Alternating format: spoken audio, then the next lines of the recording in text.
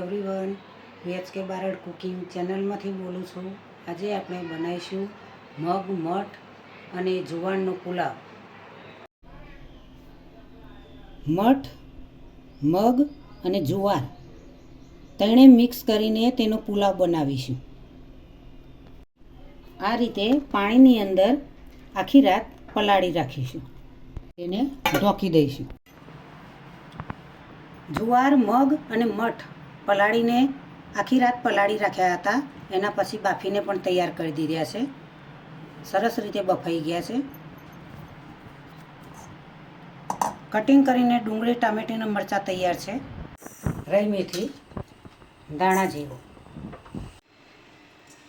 ઘીનો વઘાર કરીશું।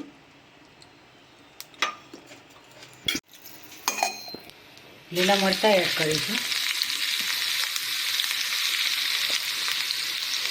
મીઠા લીમડાનો ડુંગળી એડ કરીશું। ટામેટાં એડ કરીશું।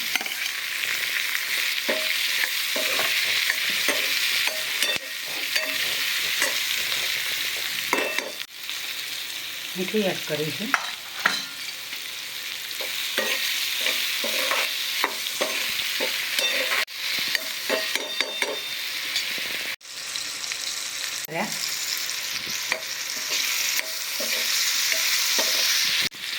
ધાણા જીરું પાવડર, હળદર, મરચું મિક્સ કરી દઈશું।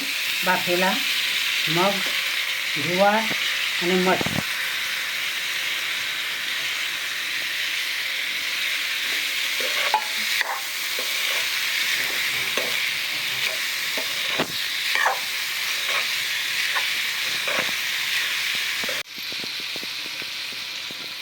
લીંબુ એડ કરીશું।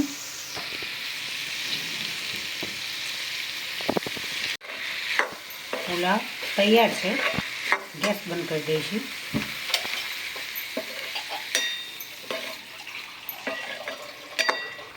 મઠ, મગ અને જુવારનો પુલાવ તૈયાર થઈ ગયો છે।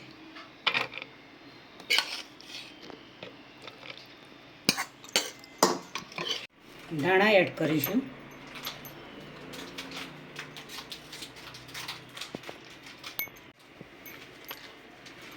આજની રેસીપી મારી તૈયાર થઈ ગઈ છે।